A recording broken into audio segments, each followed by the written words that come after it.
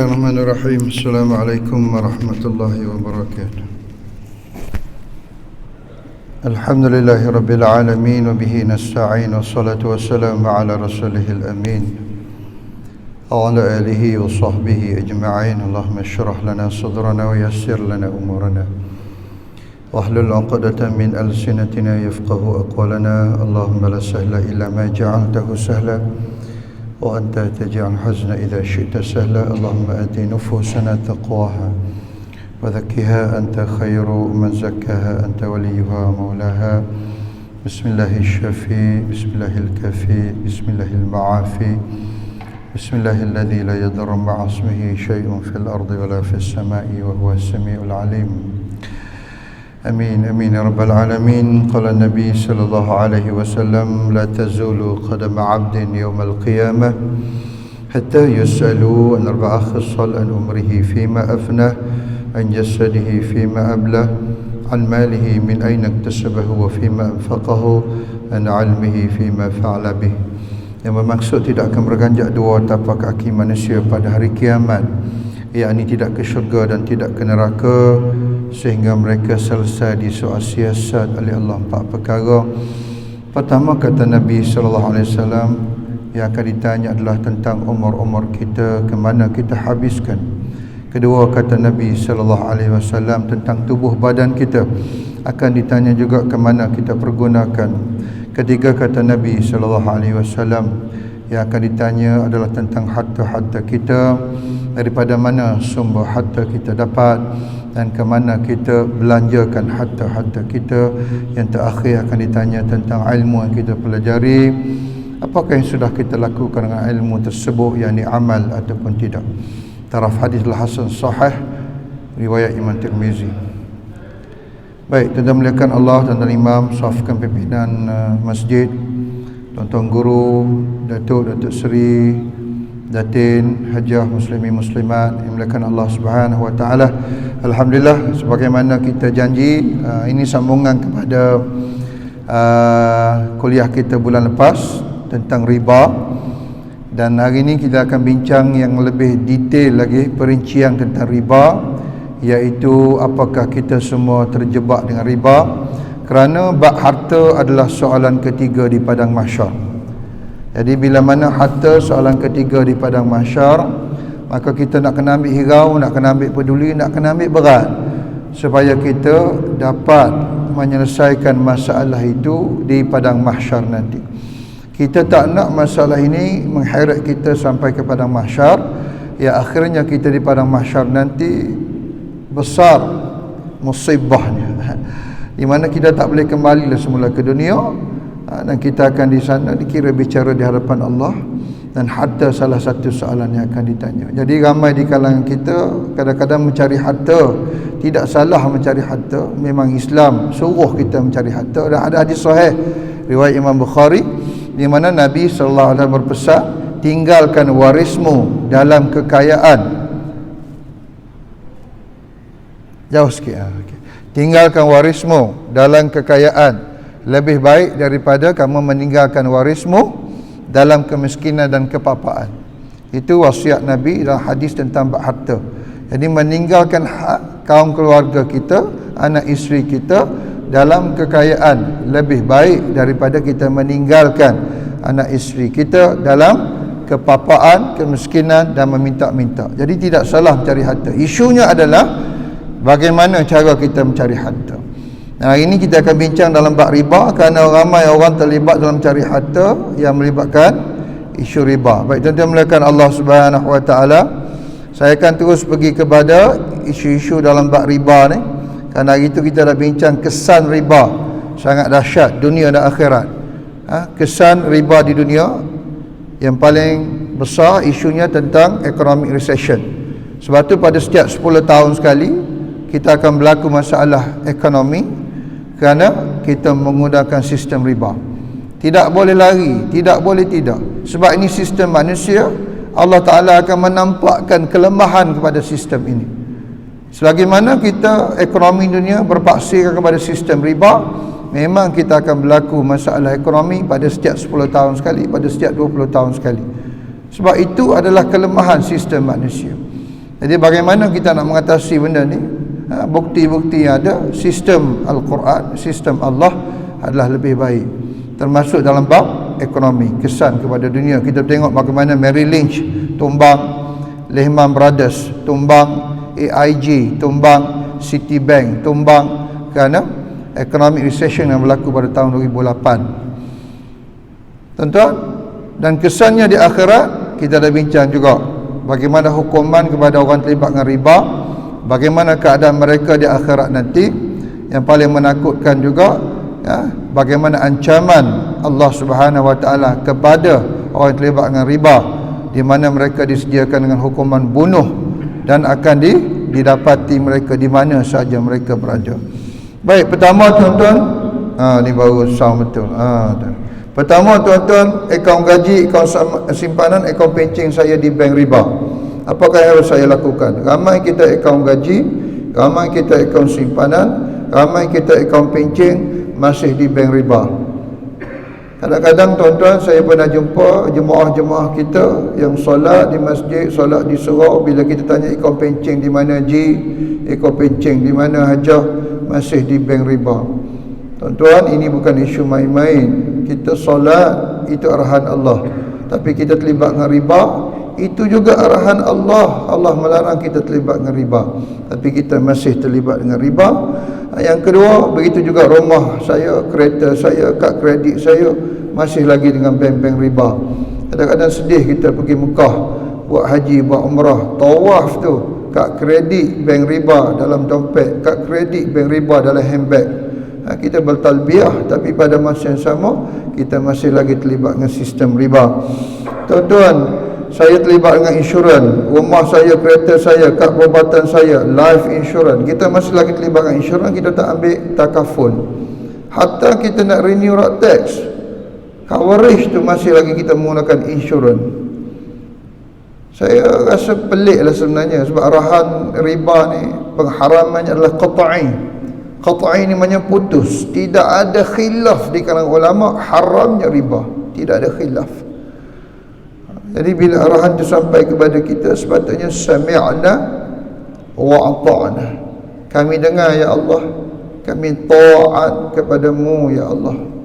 Itu sepatutnya sikap orang-orang yang beriman. Sebab tu Quran kata, wa ma kana lil mu'minin wa la mu'minatin idza qada Allahu wa rasuluhu amra ay yakuna lahumul khiyaratu min amrihim wa man ya'si Allaha wa rasulahu faqad dhalla dhalalan mubina.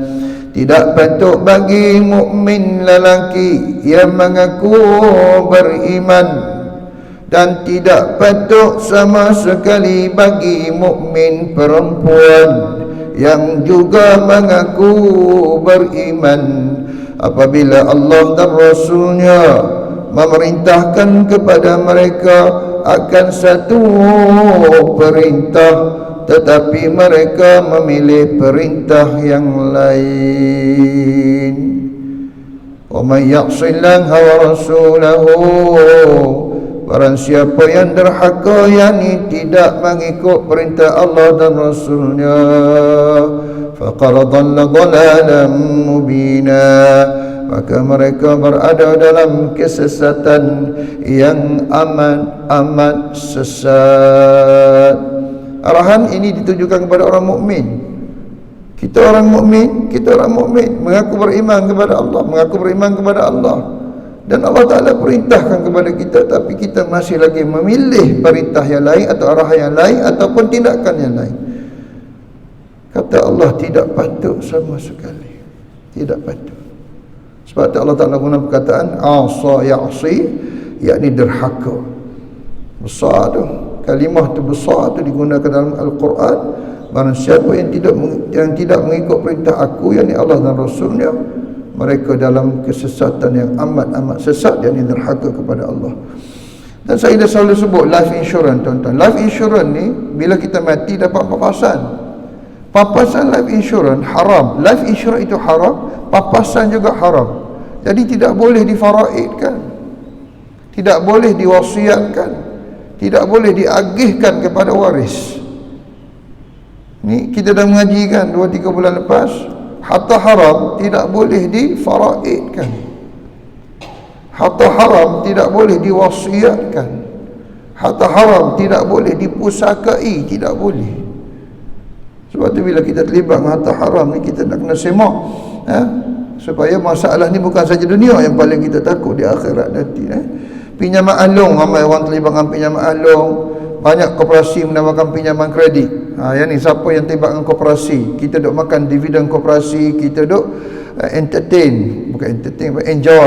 enjoy the dividend from the cooperative. Tapi isunya apakah business, the type of business, the transaction yang diguna pakai itu patut syariah ataupun tidak. Kalau dia buat lending and borrowing system under that particular koperasi itu, jadi transaction itu memang haram. Dan setiap dividen yang kita dapat itu sebenarnya daripada interest base, dan kita ahli koperasi menikmati dividen itu. Hakikatnya kita memakan hasil-hasil riba. Bagaimana riba berlaku dalam pajak gadai? Pajak gadai pun yang paling saya takutlah surat pajak gadai. Kita banyak hari ni di luar sana orang membeli surat pajak gadai, surat pajak gadai, surat pajak gadai, surat beli atau beli, beli atau beli, beli atau beli, beli atau beli. Jadi ramai orang tak tahu pasal surat pajak gadai. Bagaimana konsep jual beli, sebab ia melibatkan emas. Emas ni sangat sensitif sebab ia boleh membawa kepada isu riba, jual beli emas tu. Sekarang ni emas dah digadai, yang dijual beli pula surat pajak gadai. Surat pajak gadai tu dia mewakili duit ke dia mewakili emas? Saya tanya tuan-tuan, surat pajak gadai tu dia mewakili duit ke dia mewakili emas? Oh, tak tahu saya. Hari kita dah jual surat pajak gadai kan. Ini contoh yang saya sebutlah pasal government loan pun sama. Government loan tu, pinjaman kerajaan tu ada dua jenis, satu patuh syariah, satu tak patuh syariah. Jadi sebab tu kita nak kena balik semak. Kalau kita ambil pinjaman kerajaan, kita kaki tangan kerajaan, government servant, kita nak kena tengok, kalau kita ambil pinjaman kerajaan, apa yang kita ambil itu patuh syariah ke tak patuh syariah. Kan rumah kita beli dengan pinjaman kerajaan, jadi nak kena balik semak agreement tu patuh syariah atau tidak, tuan. Kalau dah ada dividen riba yang saya dapat, macam mana saya nak bersihkan dividen riba? Sebab harta haram mesti dibersihkan dan dilupuskan di dunia ni. Jangan bawa harta haram sampai ke padang mahsyar. Nanti kita akan bincang satu tajuk, taubat harta haram. Macam mana nak lupus harta haram, macam mana nak taubat harta haram, macam mana nak sucikan harta haram. Dia tidak sama. Harta curi lain, harta riba lain, harta rasuah lain, harta pecah amanah lain, harta rompak lain. Dia lain taubat dia. Dan taubat harta haram tidak akan diangkat dengan istighfar. Taubat harta haram tidak akan diangkat dengan solat sunat taubat. Dia ada cleansing proses dia. Cleansing proses dia yang kita nak kena tahu, macam mana kita nak bersihkan, nak sucikan harta-harta haram yang ada dengan kita. Sebab Syekh Atiyah Saqar, Ketua Lajnah Fatwa Al-Azhar, dia pernah berpesan kepada orang ramai. Dia kata, pisahkan dirimu dengan harta haram di dunia ini lagi. Jangan kamu bawa harta haram sampai kepada mahsyar. Pisahkan dirimu dengan harta haram di dunia ini lagi. Maknanya nak kena lupus, nak kena sucikan, nak kena bersihkan harta haram. Habis itu macam mana Ustaz? Harta haram boleh kita bayar zakat ke? Tidak boleh. Harta haram tidak boleh dibayar zakat. Zakat hanya untuk harta halal sahaja.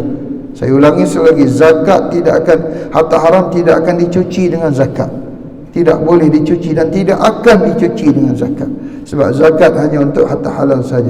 Apakah harta haram kita boleh sedekah Ustaz? Kita boleh wakafkan dia, kita boleh infakkan dia, kita boleh dermakan dia? Tidak juga tuan-tuan. Hatta kita niat sedekah, kita niat infak, kita niat wakaf, kita niat derma, harta haram tidak ada pahala. Tidak ada pahala padanya. Tidak boleh diambil manfaat. Habis tu nak niat apa Ustaz? Tutahhiruhum. Itu Quran sebut. Harta haram niat untuk menyucikannya. Cleansing. It is cleansing process. Kita latih ada harta haram, ada duit tipu, duit curi, duit riba, duit rasuah. Kita niat tutahhiruhum. Quran kata niat bersihkan. Macam mana nak bersih tu? Apa proses dia? Yang tu yang kita nak kena mengaji supaya tepat dari sudut kita membersihkan harta-harta haram kita. Yang berikutnya, Ustaz, isteri saya trade emas. Ini isu besar juga. Emas ditukar dengan emas. Apakah ia riba? Trade kereta, ramai orang trade kereta. Apakah trade kereta juga boleh berlaku riba? Ustaz, apa beza emas perhiasan dengan emas bukan perhiasan? Macam jangkauan emas, gold bar, jewelry dengan non jewelry, kita panggil hulli ghairu hulli dalam bahasa Arab ni, hulli ghairu hulli. Emas perhiasan, emas bukan perhiasan. Jadi hari ni banyak emas yang ada di pasaran. Apakah ia adalah barang ribawi? Barang-barang riba. Ada berapa jenis barang riba? Ada 6 jenis semua barang riba. Bila kita berjual beli 6 jenis barang ni, kita nak kena hati-hati kerana riba boleh berlaku. Ada 6 jenis semua barang-barang ribawi disebut oleh Nabi sallallahu alaihi wasallam. Az-zahabu bil-zahabi wal fiddatu bil-fiddati wal burru bil-burri wasy-sya'iru bil-syairi wat tamru bit-tamri wal milhu bil-milhi. Ada 6 semua barang ribawi. Yang ni kita nak kena mengaji juga supaya kita berjual beli kita tak terlibat dengan riba. Saya tukar duit baru-baru ini, tapi serah duit lambat. Ustaz, saya tukar duit. Biasa kita tukar duit, contoh RM100 dengan RM1. Okey, RM1 100 keping. Apa ni, RM100 sekeping. Ni ringgit tu ringgit local currency, ringgit tu ringgit. Berapakah syarat sah jual beli ringgit tu ringgit? Dan kita serah terima salah satu duit ni lambat. Serah terima lambat, maksudnya yang RM1 100 keping kita dah ambil. Yang RM100 sekeping ni lambat kita serah, lambat kita bayar. Apakah riba boleh berlaku? Ini biasa berlaku dalam masyarakat. Saya nak tukar duit, tapi saya tak bawa duit, mai duit dulu. Kita pun ambil duit dia. Habis tu bila nak bayar? Esok aku bayarlah. Kita lambat serah. Jadi apakah bila berlaku lambat serah ringgit tu ringgit, riba boleh berlaku? Itu local currency. Kalau forex, foreign currency, foreign exchange, ringgit tu dolar, ringgit tu rial, ringgit tu yen, ringgit tu pound sterling. Ini pun kita nak kena mengaji apakah syarat sah jual beli, dan kita selalu pergi ke money changer. Apakah money changer itu patut syariah? Penguruk mata wang yang kita selalu tukar duit tu, kita tengok dia tukar duit, relax je, tengok duit tukar, tengok duit tukar. Isunya proses tu. Apakah proses ringgit tu dolar, ringgit tu yen, ringgit tu rial yang berlaku pada money changer transaction tu dekat dia punya kedai tu patut syariah ataupun tidak? Tuan-tuan, banyak isu riba ni sebenarnya. Yang ni terlibatkan forex trading, yang main Bitcoin. Saya kadang-kadang penat saya nak jawab orang main Bitcoin. Bitcoin ni ada 4 situation. First, kita main Bitcoin as a currency. Yang kedua, kita main Bitcoin as a commodity. Yang ketiga, kita main Bitcoin as a financial instrument. Dia macam investment instrument. Yang keempat, kita main Bitcoin as a method of payment, macam Visa atau Mastercard. Sebab tu kita pergi banyak-banyak kedai pun kadang-kadang tengok we accept Bitcoin. We accept Bitcoin. Maknanya as a method of payment. Sekarang ni orang main Bitcoin as a what? Ramai main Bitcoin as a currency. Bila as a currency, dia lebih kurang kita main forex trading, forex online je. Jadi tidak ada hujah buat masa ni lah yang menghalalkan, mengharuskan Bitcoin bila mana digunakan, ditradekan as a currency. Tapi kalau main Bitcoin as a commodity, tak ada khilaf. Ada ulama kata boleh, ada ulama kata kebanyakannya kata haruslah. Kalau main Bitcoin as a financial instrument for investment pun tak ada isu. As a method of payment pun setengah-setengah tempat lah. Tapi di Malaysia belum lagi dia iktiraf sebagai Bitcoin sebagai method of payment. Jadi kita nak kena tahu terlibat dengan forex trading, forex online ataupun Bitcoin atau cryptocurrency. Saya beli wang kertas lama. Wang kertas lama ni kita juga kadang-kadang suka buat collection. Jual beli duit wang kertas lama, kerana ada sentimental value. Persoalannya, bila kita jual beli duit dengan duit, macam tadilah, current currency, sekarang ni old currency. Old currency. Bila old currency, apakah proses jual beli itu patut syariah atau tidak? Tak salah hobi suka mengumpul wang kertas lama, duit shilling lama, tapi proses kita nak beli tu sebab ia melibatkan duit ditukar dengan duit, apakah ia patuh syariah? Baik tuan-tuan, kemudian melibatkan e-wallet, voucher, ganjaran mata ahli, kad diskaun, macam-macam lagi lah. E-wallet ni ada yang kata boleh terlibat dengan riba, ada yang kata tak boleh terlibat dengan riba. Baik, tuan-tuan mulakan Allah Subhanahu Wa Taala, itu antara isu-isu dia yang kita nak kena pasti pada pagi ni, dan bagaimana kita nak mengatasi isu riba dalam kehidupan harian. Terjebakkah kita? So riba ni ada 4 jenis di bawah 2 kategori besar, al-buyu' dengan ad-duyun. Kalau tuan-tuan buka mana-mana kitab fiqh pun, dia bagi 2 kategori besar riba dalam al-buyu', iaitu riba dalam jual beli. Yang ni yang disebut sekarang 6 barang ribawi ni. 6 barang ribawi ni makna kita jual beli 6 barang ribawi ni boleh berlaku riba dalam jual beli. Lain pada 6 barang ribawi ni tak ada isu. 6 barang ribawi ni aja. Kalau kita salah cara, salah proses, maka riba al-buyu' boleh berlaku. Riba al-buyu' 2 jenis riba, iaitu al-fadlu dengan an-nasi'ah. Al-fadlu dengan an-nasi'ah. Al-fadlu tu maknanya riba lebih. Siapa nama Fadli tu riba jugalah. Kebetulan namanya Fadli. Riba al-fadl. Al-fadl tu maknanya lebih.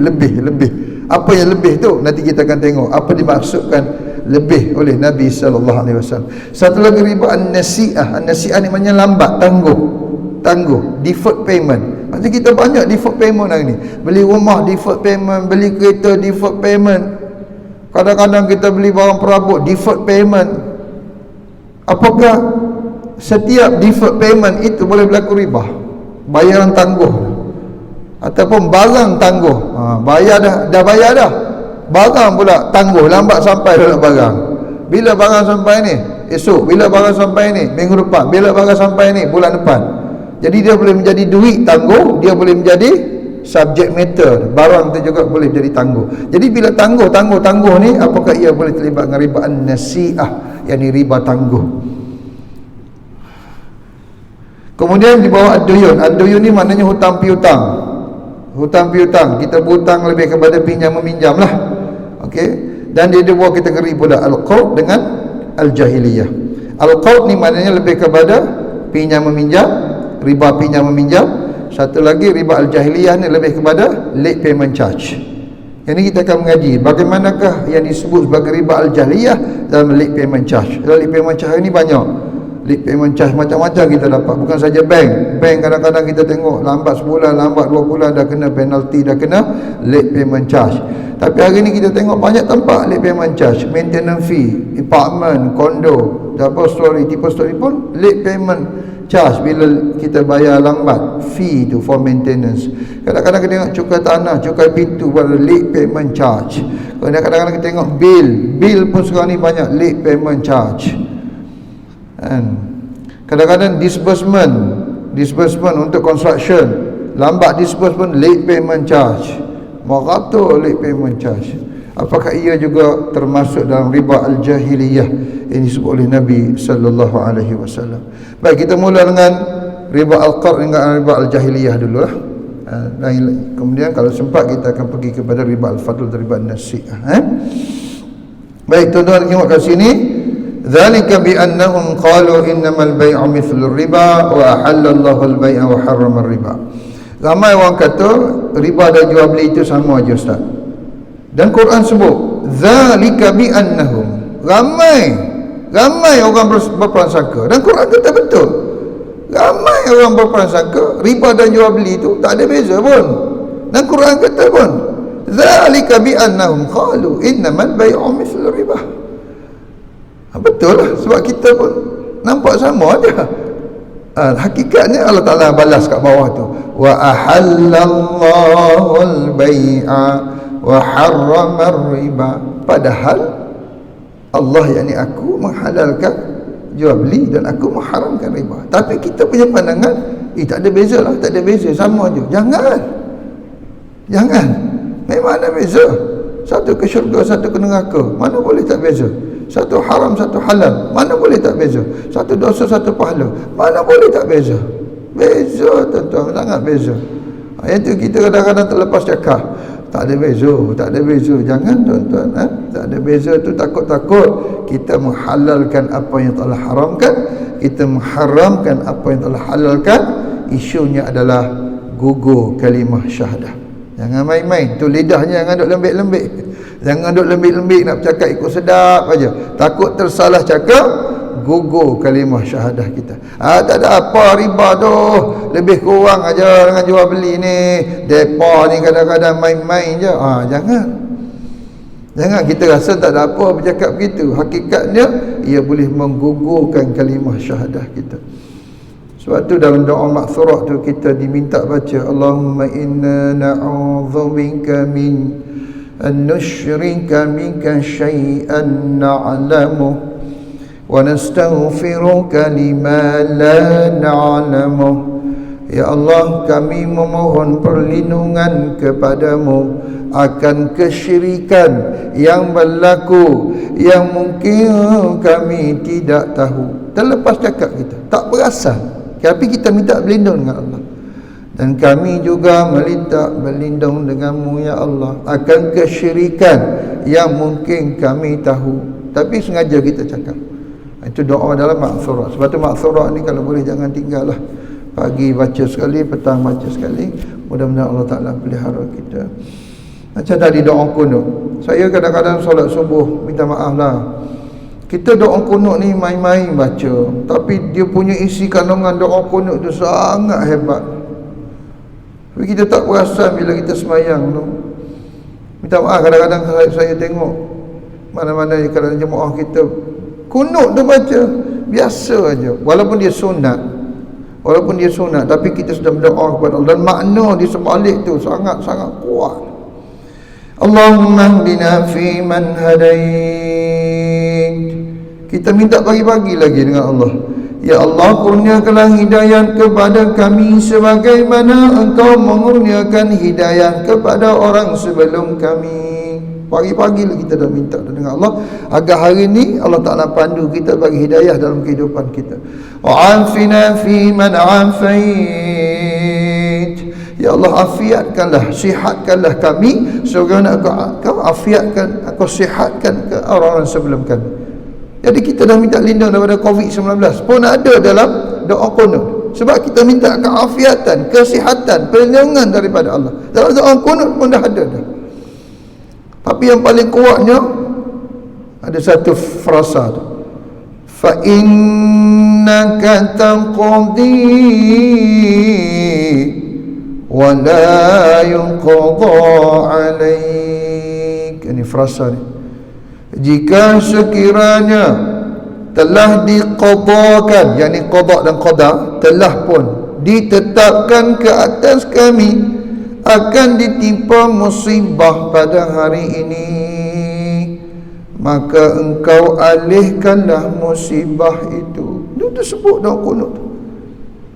Fa innaka taqdi, jika sekiranya engkau telah menentukan akan musibah menimpa ke atas kami, maka alihkanlah musibah itu. Itu disebut dalam doa kunut. Anak kita hari ni nak kena langgar kereta, nak kena kemalangan, kita doa, tak jadi. Ada peristiwa yang mengalihkan. Rumah kita hari ni nak terbakar, tak jadi, dialihkan. Kita hari ni nak kena tipu oleh orang, beratus ribu, berjuta nak kena tipu, tak jadi, dialihkan. Sebab tu doa ni bukan sembarangan. Senjata bagi orang mukmin, disebut situ silahul mukmin. Tak payah akak senapang, tak payah akak M16, tak payah akak rifle, tak payah. Kita orang mukmin doa tu. Sebab tu bila berdoa bersungguh-sungguhlah berdoa, bersungguh-sungguh, sebab dia adalah senjata bagi orang mukmin.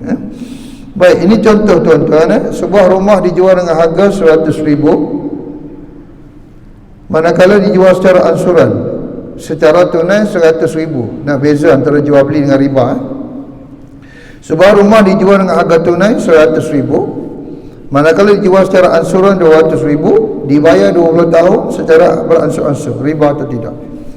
Yang kedua, pinjaman wang 100,000, Bayaran balik sejumlah 200,000, dibayar asuh-asuh juga 20 tahun. Yang pertama, kes 1, jual beli rumah secara tunai 100,000. Tapi kalau nak bayar asuh-asuh boleh 20 tahun, harga bertukar jadi 200,000, riba atau tidak.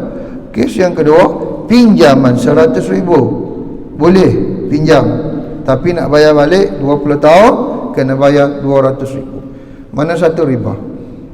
Kes 1 ke kes 2 atau kedua-duanya riba? Yang Quran kata wa ahallallahu al-bai'a wa harrama riba. Sekarang ni kita nak tengok mana satu riba dalam dua situasi. Kes 1 atau kes 2? Kes 1, kes 2? Kes 2. Kenapa kes 2 riba?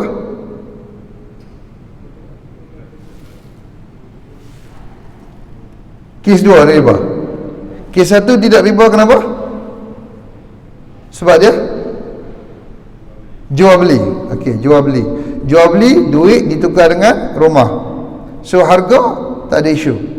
Willing buyer, willing seller. Tak ada isu langsung. Sekarang ni isu pasal harga naik. Harga naik sebab dia barang kegunaan orang ramai. Memanglah orang ramai akan komplain. Tapi kalau harga rumah naik, orang suka je. Kan? Jadi dia tak ada masalah dari segi harga, kecuali barang-barang keperluan masyarakat. Yang itu memang kerajaan kena campur tangan. Itu pun disebut dalam pemerintahan Islam, kalau melibatkan barang-barang keperluan rakyat, memang kerajaan kena campur tangan, kerajaan kena kontrol. Tapi luar pada keperluan rakyat, bebas, willing buyer, willing seller. Jadi contoh 1 bukan riba, walaupun dibayar ansuran 200,000, willing buyer, willing seller, tak ada isu. Yang kedua, pinjaman. Pinjaman tak ada masalah dalam Islam. Pinjam banyak tu, bayar balik banyak tu. Isunya bila diminta bayar balik lebih daripada jumlah yang dipinjam. Tadi jual beli, yang ni pinjam meminjam. Dia punya underlying contract, kontrak pendasar tu, underlying transaction. Kita pakai apa? Jual beli kau, pinjam meminjam kau. Kontrak tu, akad tu, agreement tu yang menentukan. Yang ni yang kita nampak sama dengan sistem konvensional dan Islamik. Sistem konvensional, lending and borrowing. Ia kontrak pendasar dia adalah lending and borrowing. Sebab tu tuan-tuan pergi bank konvensional, loan. Underlying kontrak tu yang jadi isu dia. Underlying kontrak, loan, tak ada isu, boleh. Tetapi bila mana diminta impose an additional from the original principle, maka ia menjadi riba. Itu aja. Perbankan Islam, underlying kontrak dia sell and purchase. Sebab tu tuan-tuan pergi aja perbankan Islam, sell and purchase, jual beli, willing buyer, willing seller. So underlying principle tu yang menentukan sesuatu itu halal ke haram dan bagaimana proses dia tu. Jadi yang tu yang kita nak kena faham. Sebab tu tuan-tuan tak nampak beza. Hakikatnya underlying principle tadilah. Baik, cuma saya nak bawa contoh sikit. Ini contoh. Memberi pinjam 1,000, janji bayar balik 1,200. 200 yang disyaratkan awal lah riba al-qurud. Ni namanya riba al-qurud ni, riba dalam pinjam meminjam. Ingat, pinjam 1,000, lepas tu janji bayar balik. Dia tak minta atau dia minta, satu hal. Yang kedua, dia tak minta, kita janji bayar. Tak apalah Haji bagi saya pinjam 1,000, saya janji nak bayar balik ke Haji 1,200. Kita yang meminjam janji, juga riba. Jadi yang memberi pinjam impose kena bayar lebih pun riba. Yang meminjam menjanji bayar lebih pun adalah riba. Dia panggil riba al-qurud. Yang ni orang pinjam 1,000, dibayar balik 1,500, tapi tak letak apa-apa syarat. Tak apalah, saya nak pinjam 1,000. Boleh. Kita bagi dia. Bila sampai tempoh dia nak bayar, dia bayar kita 1,500. Itu namanya hibah atau hadiah. Boleh ambil. Tak nak bagi saya. Sebab dua-dua pihak tak ada apa-apa syarat. Dekat mula-mula transaction dibuat, bila pinjaman tu berlaku, si pemberi pinjam tak letak syarat, si meminjam pun tak letak apa-apa syarat. Maka bila nak bayar, dia bayar lebih. Itu namanya hibah atau hadiah. Dibenarkan. Tapi masa nak buat transaksi itu, jangan pula dah pinjam duit saya nak cakap tak boleh, tapi Faham lah bila bayar balik. Itu memang riba walaupun berdirham. Walaupun berdirham dia tetap jadi riba juga, sebab ada niat dekat situ minta impos kena bayar additional. Okey. Ini diajak labur tapi dijanji untuk tetap. Contohnya dalam bentuk ringgit atau dalam bentuk percentage, dia juga boleh menjadi riba. Diajak labur, perkataan labur, marilah labur, tapi saya confirm setiap bulan saya akan bagi fixed return, dia boleh menjadi riba. Sebab tu pelaburan dia tidak boleh ada fixed return. Pelaburan tidak boleh ada fixed return upfront, tak boleh. Dah sama ada dalam bentuk ringgit figure atau dalam bentuk percentage. Tak apalah melabur dengan saya bayar dekat you 2% on monthly basis, fix. Tak apalah join saya bayar kat you 5,000 sebulan pulangan, fix.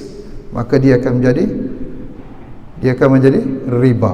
Sebab tu konsep melabur dia tak boleh ada fixed return. Tapi kalau indikatif tak ada isu. Saya nak letak duit 100,000 ni, agak-agak pulangan berapa ya? Pulangan dalam transaksi kami ni, pelaburan kami ni, range dia antara 1 to 2% lah, indicative rate. Sebut macam tu, tak apa. Berapa pulangan ni? Kita insyaAllah boleh bagi sampai 5.5%, tapi indikatif lah. Based on kita punya track record, kita boleh bagi sehingga 5 to 6%. Oh, okey. Tak fix kan? Tak fix tak. Dia indikatif saja. Itu kita punya track record on the investment portfolio yang kita buat, itulah kadar dia. Jadi kalau kita sebut macam tu, dia tak menjadi riba sebab dia indikatif sahaja. Kita boleh jadi bayar 5%, boleh jadi bayar 6%, boleh jadi bayar 3%, boleh jadi tak bayar-bayar sebab tak ada untung. Sebab itu tak ada isu kalau indicative rate. Sebab tu tuan-tuan pergi kepada perbankan Islam, dia akan ada satu bulat tu, asterisk star tu kat bawah. Semua rate yang dipamerkan and indicative in nature, and indicative rate. Semua sistem kewangan Islam dia akan letak situ asterisk and indicative rate. Sebab nak bagi tahu just a referral sahaja. Tidak semestinya dibayar dengan rate tersebut. Sebab bila kita nak melabur, kita nak tahu sekurang-kurangnya rate berapa. Memang tak boleh fix, tapi sekurang-kurangnya kita tahu based on track record berapa boleh pulang. Baik, ini yang berlaku di bank konvensional, pinjam 10,000 kemudian kena bayar balik based on interest rate. Sebab akad dia underlying transaction adalah lending and borrowing, and fix dalam bentuk interest rate 5%, 10%. Sekarang ni menggunakan base rate. Dulu kita panggil base lending rate, sekarang ni kita panggil base rate. Kita tak pakai dah base lending rate ataupun base financing rate, kita pakai base rate. Dia ada spread itulah yang menentukan antara cost dengan margin profit yang kita dapatkan. Spread tu yang akan menentukan profit of the bank. Tapi kita pakai satu rate tu dia boleh jadi rate dalam bentuk pinjaman, interest, rate dalam bentuk jual beli pada rate juga. Contoh kita jual beli air mineral ni, modal kita RM1, kita jual RM1.50. Berapa kadar untung? Profit rate. Modal kita RM1, kita jual RM1.50. Berapa profit rate? 50%. Halal. Kita beli modal RM1, kita jual RM2. Berapa profit rate? 100%. Halal. Sebab underlying transaksinya jual dan beli. Yang satu lagi tu lending and borrowing, rate sama juga 50%, 100%, tapi underlying transaction tu lending and borrowing. Sebab tu dia menjadi riba. Kontrak pendasar tu je tuan-tuan yang menentukan. Rate bukan isu dia. Orang salah faham, Ustaz mahal lah rate dia. Kenapa ada rate juga sistem kewangan Islam? Jual beli pun rate, mesti ada rate.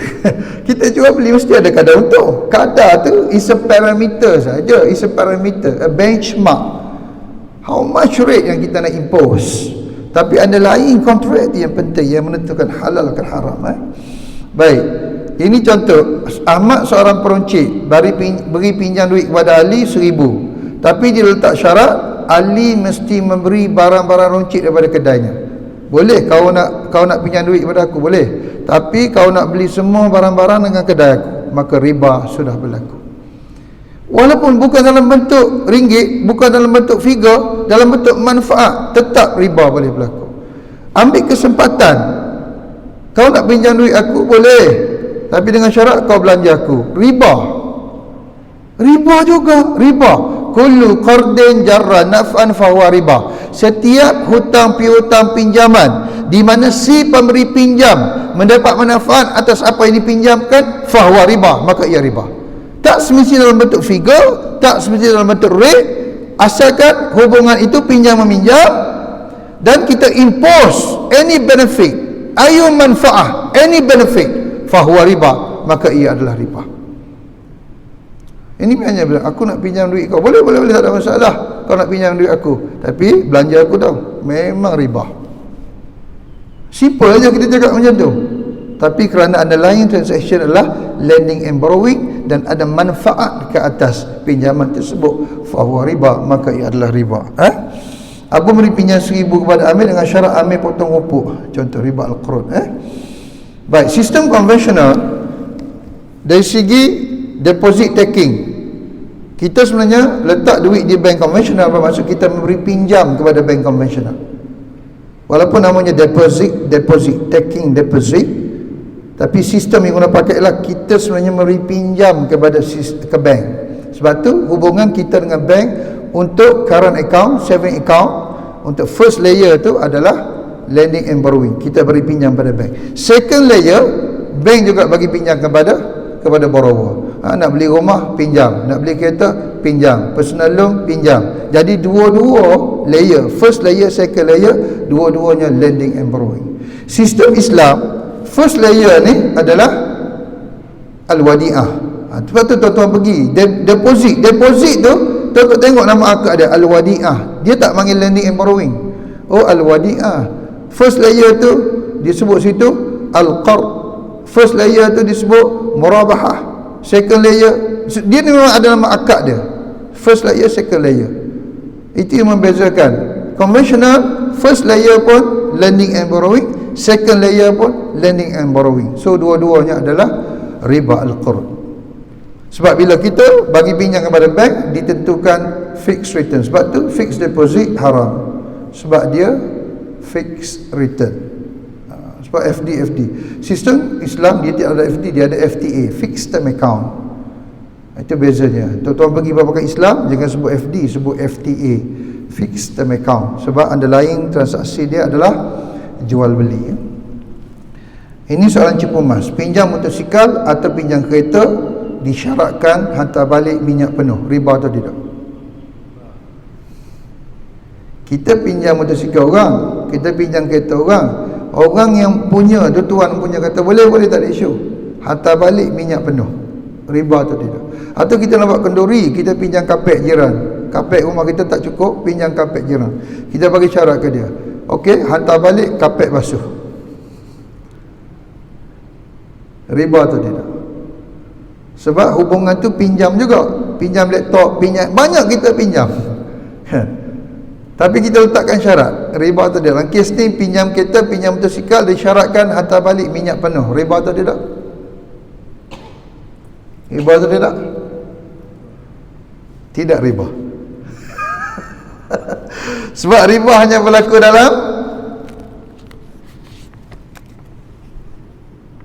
dalam pinjam meminjam an-nuqud, iaitu mata wang, currency. Bila pinjam meminjam aset, barangan, itu disebut ariyah. Pinjam meminjam aset disebut ariyah.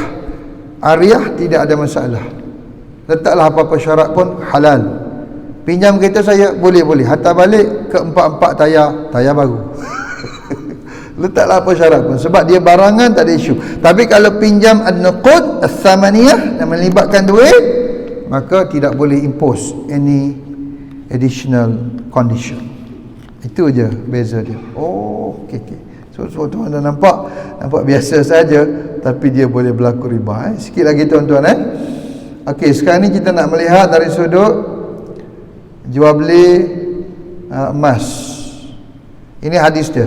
Adz-dzahabu bil-dzahabi wal fiddatu bil-fiddati wal burru bil-burri wasy-sya'iru bil-syairi wat tamru bil-tamri wal milhu bil-milhi mislan bimithli sawa'an bisawa'in yadan biyadin fa idza ikhtalafa hadhihi asnaf fabi'u kaifa syi'tum idza kana yadan biyadin. Kata Nabi, kalau kamu nak jual beli emas dengan emas, kamu nak tukar perak dengan perak, kamu nak jual beli gandum dengan gandum, kamu nak jual beli bali dengan bali, kamu nak tukar kurma dengan kurma, mesti dua syarat. Pertama, kadar yang sama, bilangan yang sama, sukatan yang sama, jenis yang sama. Yang kedua, wajib serah terima serta-merta. Tidak boleh tangguh, tidak boleh tangguh, on the spot basis. So dua perkara melibatkan 6 barang ni. Apa benda? Emas, perak, gandum, bali, tamar dan garam. So tempat kita makanan asasi adalah beras.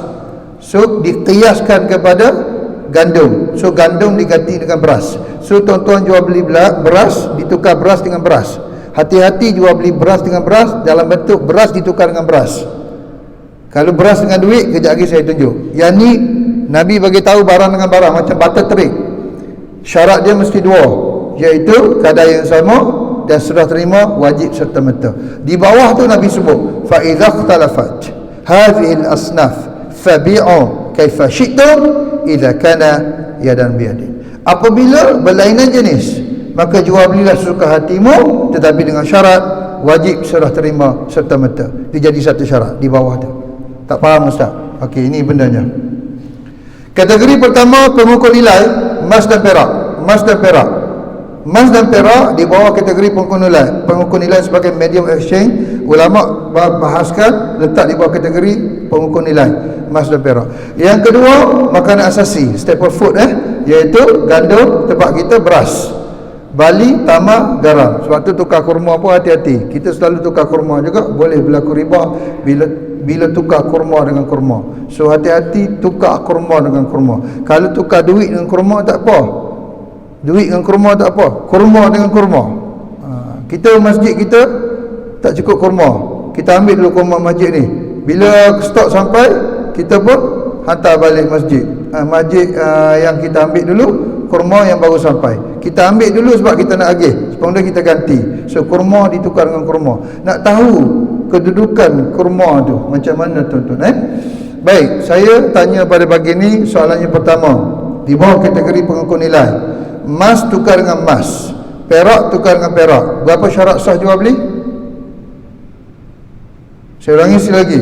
Emas tukar dengan emas, perak tukar dengan perak. Berapakah syarat sah jual beli? 2. Ni Nabi sebut 2 kan? Iaitu kadar yang sama, wajib serah terima serta merta.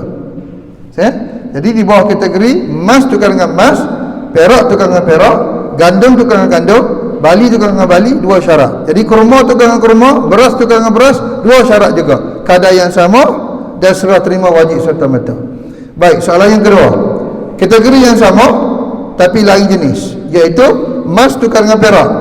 Berapa syarat sah jual beli?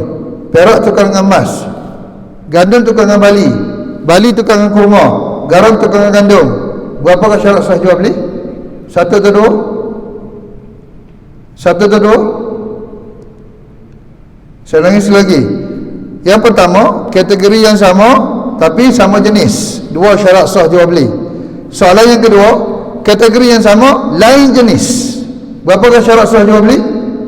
1, iaitu hadis Nabi di bawah ni, fa idza ikhtalafat hadhihi al-asnaf fabi'u kaifa syi'tum idza kana yadan bi'adin. Wajib serah terima serta merta. Jadi bila emas tukar dengan perak, perak tukar dengan emas, gandum tukar dengan bali, bali tukar dengan tamar, serah terima wajib serta merta. Apa kaitan dengan kita tuan-tuan? Kaitan kita dengan kita adalah currency. Currency ringgit di bawah kategori makanan asasi atau pengukur nilai. Ringgit di bawah makanan asasi atau pengukur nilai, pengukur nilai. So Imam Syafi'i dalam kitab Fiqh Manhaji menyebut dengan jelas. Apa kata Imam Syafi'i? Kata Imam Syafi'i, fiqh mazhab dan dengan jelas menyebut bahawa wang kertas zaman sekarang mengambil hukum emas dan perak dari segi berlakunya riba dan sebagai barang ribawi. Jadi yang relevan dengan kita adalah duit kertas di bawah kategori pengukur nilai, medium of exchange, dan dia mengambil hukum barang ribawi. Jadi kalau emas dengan emas, dua syarat. Sama nilai, serah terima wajib serta merta. Jadi kalau duit dengan duit, berapa syarat sah jual beli? Berapa syarat sah jual beli? Dua juga, iaitu sama nilai dan wajib serah terima serta merta. Sebab tu tukar duit tidak boleh tangguh. Sebab dia mengambil hukum emas dan perak. Jadi bila kita tukar duit dengan duit, ringgit dengan ringgit, maka syarat sah jual beli dua, iaitu sama nilai, okey, RM100 keping, RM100 sekeping, okey, sama dan nilai, dan serah terima wajib serta merta. Sebab tu jangan tangguh tukar duit. Kalau tak ada duit, transfer online. Saya nak tukar duit, tapi duit cash tak ada. Saya transfer kejap lagi, bagi nombor kau. Dia bagi nombor kau dan kita transfer. Maka tak berlaku riba, tukar duit. Atau solusinya, kita nak tukar duit, tapi kita tak ada duit yang besar nak tukar. Jangan lafaz tukar, lafaz pinjam. Saya nak tukar duit, tapi duit besar tak bawa pula. Saya pinjam dulu. Bila pinjam, riba tidak berlaku, tapi bayar balik jumlah yang sama lah. Gitu. Jadi lafaznya sangat mudah. Lafaznya sangat mudah.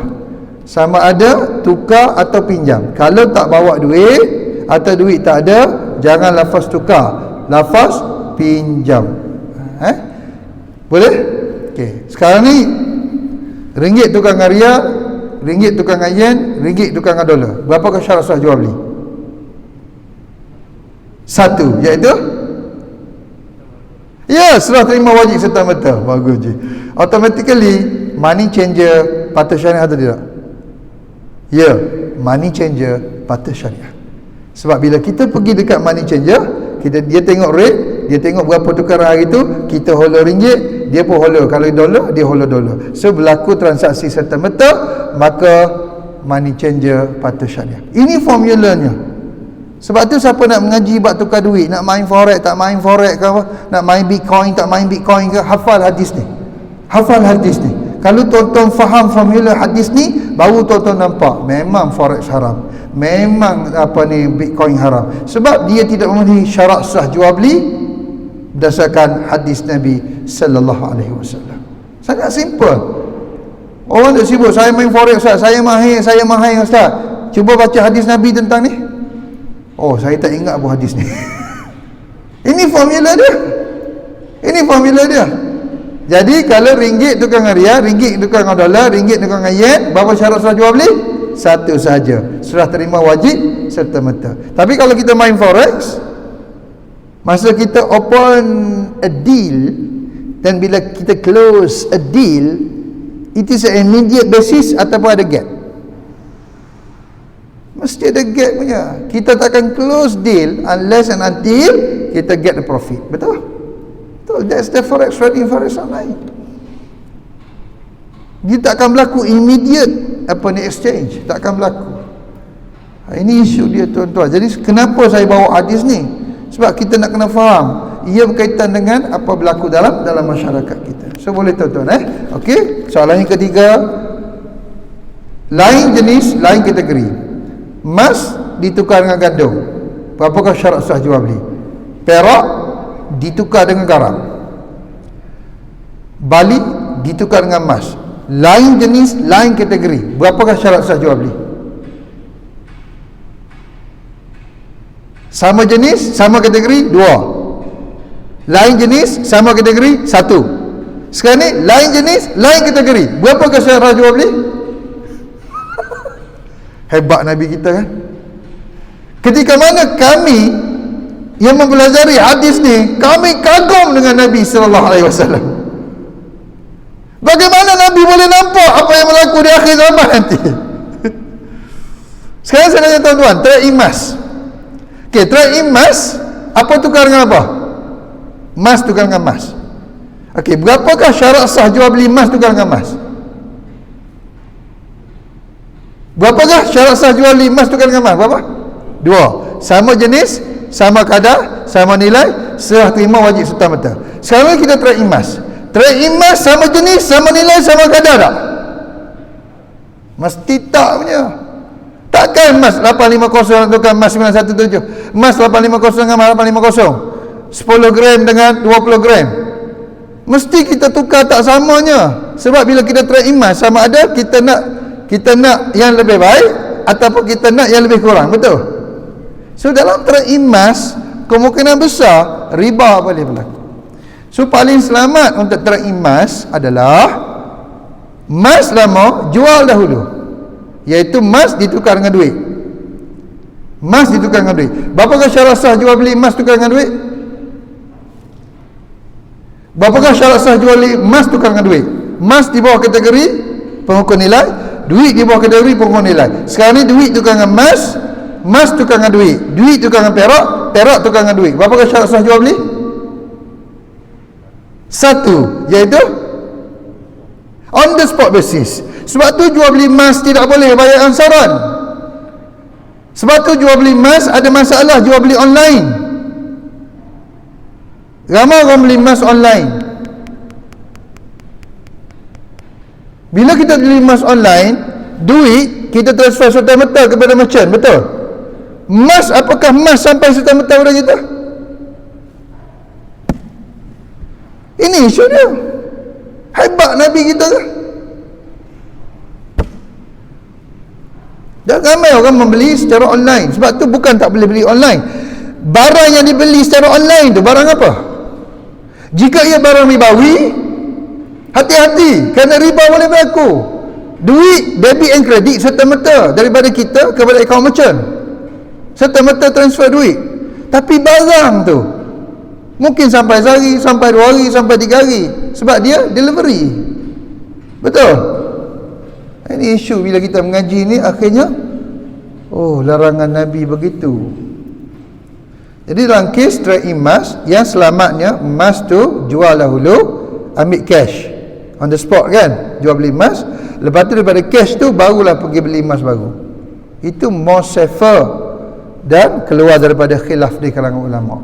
Walaupun fatwa Malaysia membenarkan jual beli emas perhiasan secara deferred payment basis, tapi jumhur ulama satu dunia tidak membenarkan apa bentuk emas sekalipun jual beli secara deferred payment.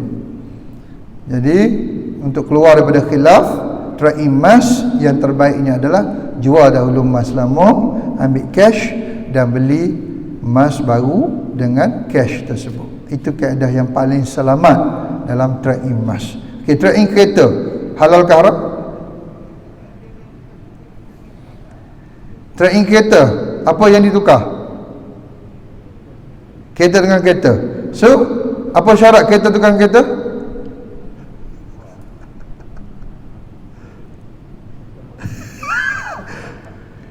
Kereta tidak disebut dalam 6 ni, ia bukan barang ribawi. Jadi ikut kita lah, tonggang terbalik. Nak beli kereta tak ada masalah, sebab ia bukan barang ribawi, melainkan kereta dibuat daripada emas. Jadi kalau kereta dibuat daripada emas, barang, maka isu riba akan berlaku. Jadi trade kereta tidak ada isu, sebab kereta bukan barang ribawi. Jadi soalan saya terakhir tadi, lain kategori, lain jenis, berapa syarat sah jual beli?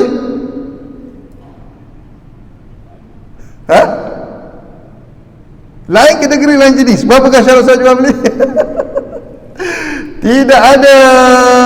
Okey, lain kategori, lain jenis tidak ada. Okey, kereta kita nak beli cash, duit ditukar dengan kereta kan, duit barang ribawi, tapi kereta bukan barang ribawi. So ikut kita lah, kita nak beli cash pun boleh, kita nak beli deferred payment pun boleh, tak ada isu.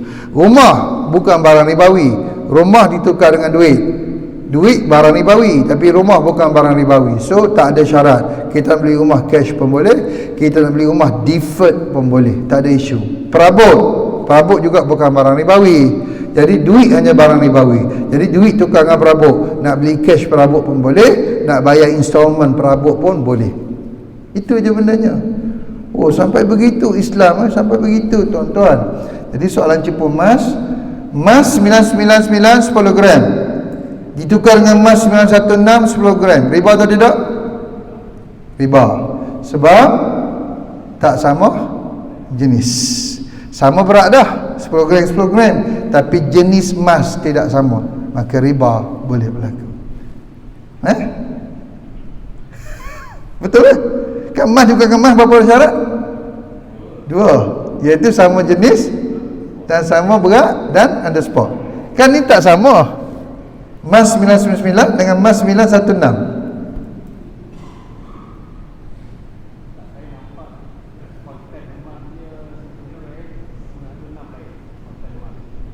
Betul, konten mana itu riba. Sebab tak sama lah. Ini katakan trade emas ni. Betul. Ini trade emas. Jadi cara yang terbaik, jual dulu emas, ambil cash, baru beli emas. Jangan emas ditukar dengan emas. Sebab ditukar dengan emas memang tak sama lah. Sebab kita tukar emas dengan emas ni memang tak sama. Soalan yang kedua, emas 999 10 gram baru dengan lama, sama juga ia riba. Soalan yang ketiga, emas 99 10 gram ditukar dengan ringgit secara ansurat atau lain, riba atau tidak? Emas 99 10 gram dan dijual beli ditukar dengan ringgit secara ansurat atau lain, riba atau tidak? Riba. Sebab mesti on the spot basis. Jadi jual beli emas tidak boleh ansuran. Jual beli emas tidak boleh tangguh. Bila tangguh saja emas atau duit, maka riba nasi'ah akan berlaku. Betul kan? Ini masuk on the spot basis ni. Kan? Kan? Okey. Emas perhiasan, apakah ia barang ribawi? Ya. Bagi ulama seluruh dunia, ia adalah barang ribawi. Tapi bagi fatwa Malaysia, ia bukan barang ribawi. Di Malaysia saja. Pelik fatwa Malaysia kan? Pelik fatwa Malaysia. Fatwa dikeluarkan pada tahun 2011, emas perhiasan bukan barang ribawi. Jadi kesan hukumnya adalah di Malaysia, emas perhiasan boleh dijual beli secara tunai, emas perhiasan boleh dibeli secara insuran, emas perhiasan boleh trade-in. Di Malaysia sahaja. Saya sebut tadi di seluruh dunia, ulama-ulama seluruh dunia. Tapi yang lebih selamat, jualah emas daripada trade-in. Cuma di Malaysia tu boleh. Ajaib Malaysia. Faham tak je? Faham Jadi emas di Malaysia saja emas perhiasan Tapi kalau bukan emas perhiasan tak boleh. Emas perhiasan saja. Fatwa Malaysia yang membenarkan secara deferred payment dan juga trade-in basis. Okey? Alhamdulillah. So saya ingat itu saja yang kita nak bincang hari ni. Nampak bekuk daya gaji tu. Okey, contoh berikutnya last sebelum saya berhenti. Tukar ringgit 1000 kepada rial Saudi rial 900. Saudi rial diberi 800, baki Saudi rial 100 ringgit 2 hari kemudian. Riba atau tidak? Riba, okey, iaitu mesti sama nilai dan mesti serta-merta. Lambat saja maka riba nasi'ah akan berlaku. RM1 dengan ni dah bagi tahu serta-merta tak boleh tangguh. Yang ni ringgit dengan dolar, 1 USD, RM4, 1 Sing dolar, RM3, 1 Saudi rial, 1.11 ringgit. Syarat dia wajib serta-merta. Jadi rate tidak sepatutnya sama. Kenapa tak tukar ni ringgit dengan dolar? Saya nak tunggu rate dolar dengan ringgit sama. Sampai kiamat tak sama. Sebab tu Nabi bagi satu syarat aja. Hebat kan Nabi. Hebat Nabi SAW. Kita nak tunggu duit ringgit dengan dolar, nak tunggu sama rate. Tak, Nabi kata tak payah sama rate. Serta-merta sahaja tukar. Rate mustahil untuk sama. Betul tak? Bila RM1 akan sama dengan $1? Adalah, tapi mustahil kan. Tapi Nabi kata tak payah risau pasal rate tak sama. Yang pentingnya serah terima wajib serta-merta. Itu saja. Baik, voucher. Apakah voucher riba? Voucher berharga 400 dijual dengan harga 350. Voucher riba atau tidak? Ya, voucher itu telah mewakili currency. Sebab tu voucher tidak boleh dijual melainkan at par value, nilai yang sama. Maka dalam kes ni kita jual voucher kurang daripada nilai asal, maka riba sudah berlaku. Jadi mesti dijual dengan kadar yang sama.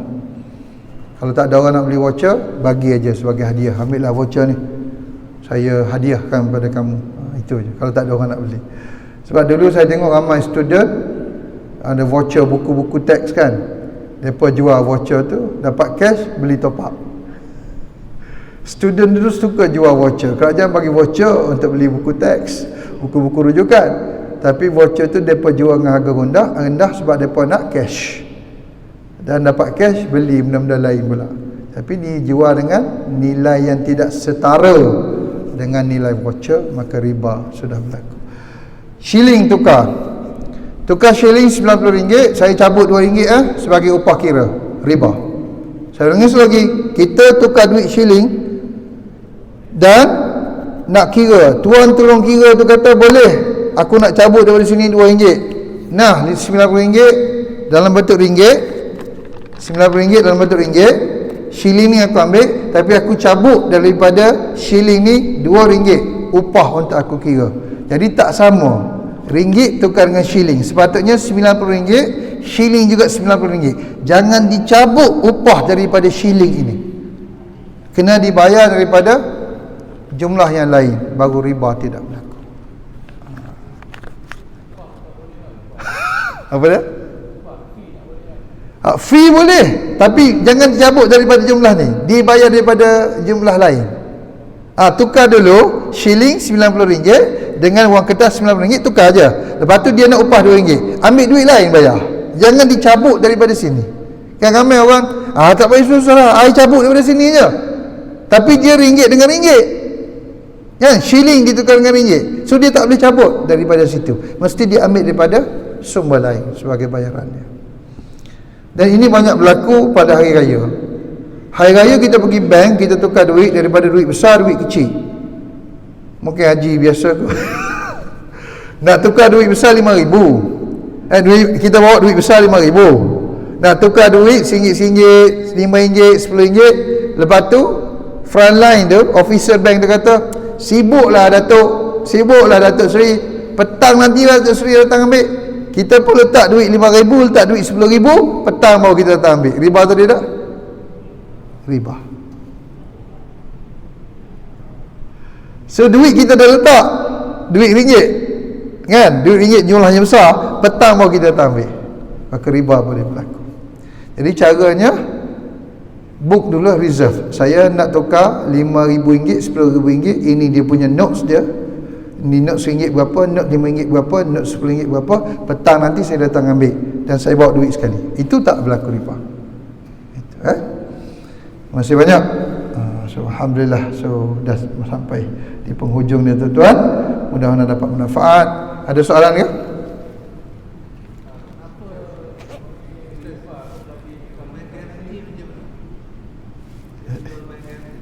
Bank guarantee. Bank guarantee tak ada isu sebab ia melibatkan guarantee daripada bank. Ia bukannya dalam bentuk orang panggil apa, tukar duit dengan duit. Tapi bukan guarantee, dia bukan tukar duit tu, dia jaminan dalam bentuk duit. Dia jaminan duit. Maksudnya dia bukan guarantee dalam bentuk tukaran duit. Bank guarantee okey, bank guarantee okey. Macam ni lah, Tuan Haji atau Datuk berhutang dengan Tuan Haji, lepas tu saya jadi penjamin. Tak apa berlaku, saya akan jamin, saya akan garanti. Jadi saya bukan tukar duit, berlaku tukar duit, saya ganti, saya jamin. Kalau berlaku apa-apa, saya jamin. Itu maksudnya kafalah, guarantor as a guarantee.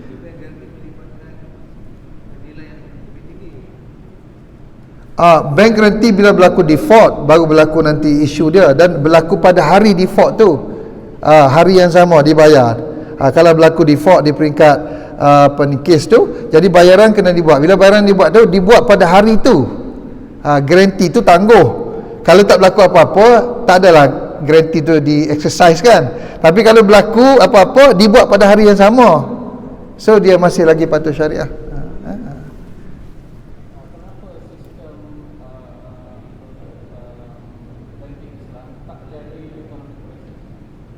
Kenapa sistem ekonomi Islam tak terkena economic crisis?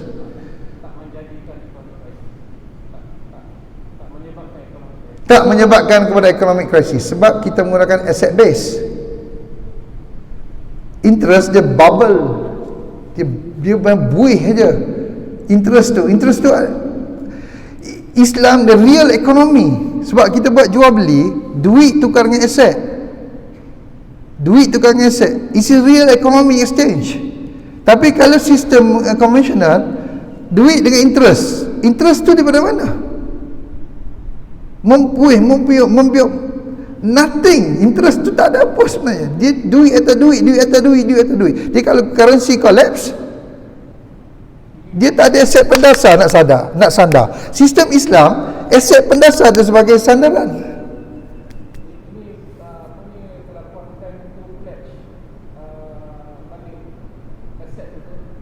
Itu salah satu sebab lah. Tapi yang pentingnya, it is real economic exchange. Duit tukar dengan aset. Bukan duit beranak duit. Bila duit collapse, tak ada apa. So nothing. Sistem Islam, duit tukar dengan aset. Berlaku apa-apa ada aset dah. It's real economic exchange. Itu maksud dia. Nanti saya akan bawa satu difference between system dalam kuliah ni lah. Beza antara Islamic system, conventional system, di mana value dia, nilai dia, yang menyebabkan bila berlaku krisis ekonomi, kita tak ada kesan. Kenapa kita tak ada kesan? Memang sistem Islam bukan masalah untung. Sistem Islam adalah untuk facilitate.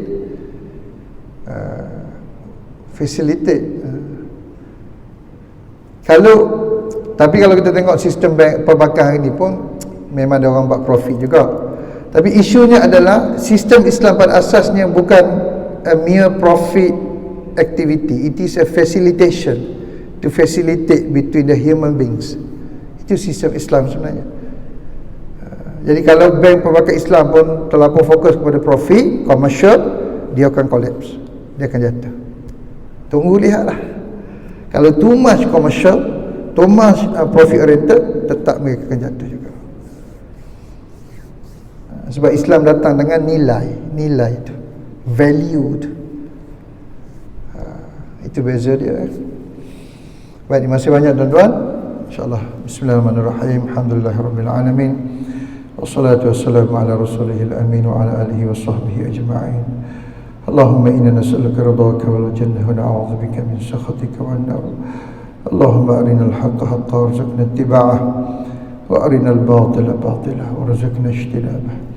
ربنا عليك توكلنا وإليك أنبنا وإليك المصير وصلى الله على سيدنا محمد وعلى آله وصحبه وسلم الحمد لله رب العالمين وما صلى الله عليه وسلم. السلام عليكم ورحمة الله وبركاته.